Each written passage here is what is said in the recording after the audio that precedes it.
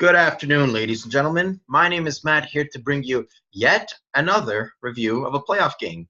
This one is Game 2, involving the Carolina Hurricanes and the Boston Bruins. So let me just start off by saying something. I don't like the Boston Bruins. I do not like them one bit. I don't like Marchand. I don't like Lucic when he was there. I do like Bergeron, so I'm not going to pretend not to like him. But I don't like Chara. I am a lifelong Montreal Canadiens fan. Like, I'm just looking. This cup in front of me is a Montreal Canadiens cup. There's so many objects in front of me, Montreal Canadiens objects. And the Bruins made my childhood miserable. I'm not going to hide it. I hate the Bruins. It's almost to the point where I'd rather see the Bruins lose than the Canadiens win. Also, not the biggest fan of the Carolina Hurricanes. Why? I don't like Disney on Ice celebrations after games. You know, the cringiest thing about those celebrations, and granted, they stopped it now that they're in the playoffs, but the cringiest thing about those celebrations is that if you really think about it, they probably took 10 minutes off of practice to rehearse. That's 10 minutes they can use to improve their shot, their skills, their skatings, but they're like, no, we need to do a dumb sketch about us throwing Gatorades at a player in the middle. Okay? So not a biggest fan of the two teams. So what's my point in giving you these details? My point is that I am not biased. I watch the games for the games. I have a love for the game. You know, hockey, born in Kingston, Ontario. I've had a love for it ever since. And I'm going to give you a review and an analysis that's completely unfiltered, completely unbiased, etc. So I just needed to get that out of the way. And now that that's out of the way, let's jump into the review. So the Boston Bruins faced the Carolina Hurricanes, and it was a Texas Chainsaw Massacre. So the score was 6-2 Bruins, and they improved to 10-5 in the playoffs, and they take a 2-0 series lead against the Carolina Hurricanes. The Hurricanes, on the other hand, since they dropped, they're obviously behind 0-2 in the series. I think that this is an immense hole for the Carolina Hurricanes to climb out of. And I think Rod Brind'Amour, I can't remember who were nominated for the Jack Adams Trophy, but if Rod Brind'Amour wasn't there, I think it's somewhat of a snub, because the work he's doing out there in Carolina is nothing short of brilliant. I think the biggest thing that Rod Brind'Amour brought to that Carolina squad is condition. If you look at the man, he's a specimen. He must be a gym rat. You see him, he looks like he could jump on the ice and score a few goals, which would have been needed today. But I think the biggest thing he's brought to that team is conditioning. And that series against the Washington Capitals, that served the team very well, their conditioning, because you could see in that overtime game, Game 7, the Capitals were dead. They were gassed. And those Carolina Hurricanes, they kept going. The only thing I will knock on Rod Brind'Amour is that he's allowing those celebrations, but I made a previous video about that. You can go check it out on my channel, so I'll stop talking about it now because I'm coming off as a whiny girl. So moving on. So this wasn't really a close one. And it's not a situation where the game was 3-2 for the longest time and the team scores like 3 in the last minute of the third period. No, this one wasn't close. I think at some point in the second period, scoring chances were 13 for the Bruins and 2 for the Carolina Hurricanes. Two scoring chances? Come on, guys, you're going to need to do better than that.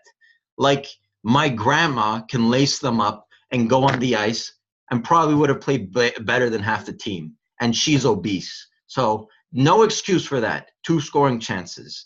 And they scored 2 goals. I can provide you guys with the goals. So first period, Matt Grzelcyk. What a cool name. Grzelcyk. That's spelled Grzelcyk.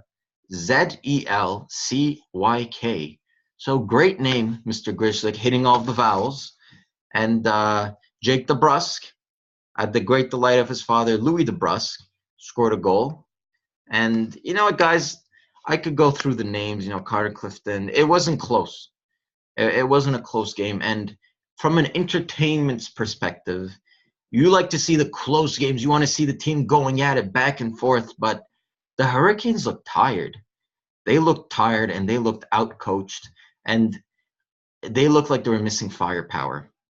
You know, I'm a big fan of Aho. I'm a big fan of Finnish players in general.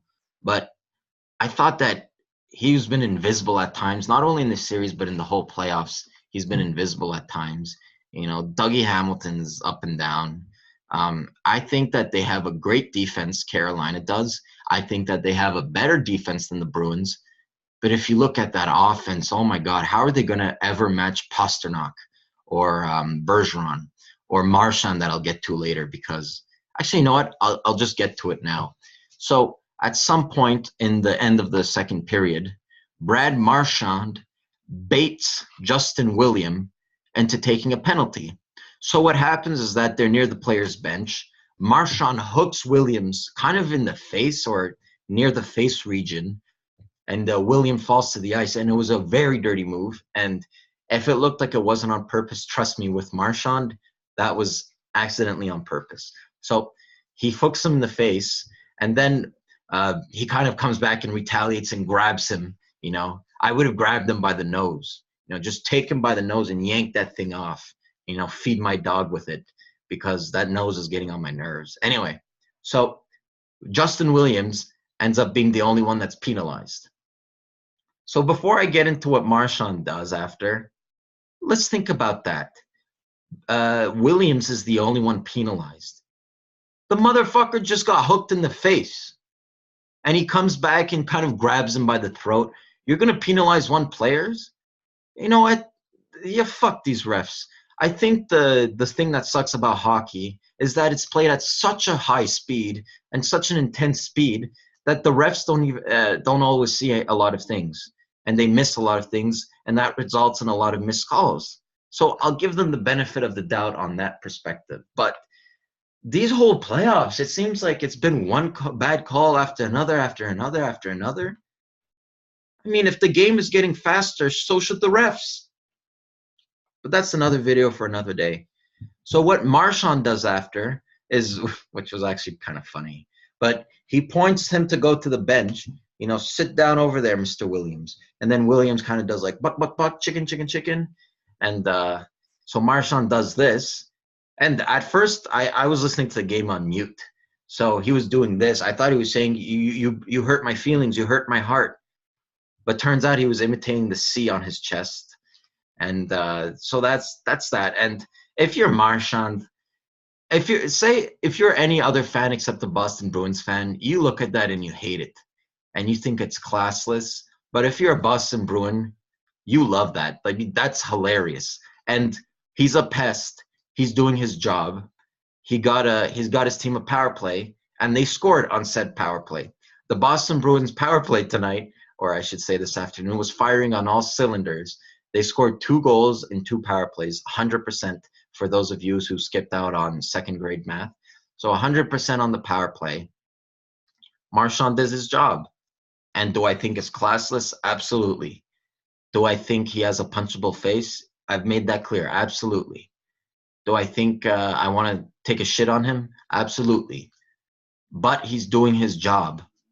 And you know what? The refs, they didn't call a penalty. That's their fault. Okay? The Carolina Hurricanes got screwed for that call. But that's that. I could go on Marchand, how he's made my childhood miserable. Maybe if I get enough views on this fucking channel, I could start branching out and doing different videos. But as of now, if you like this and the content like this, please like, subscribe. More videos to come on the regular.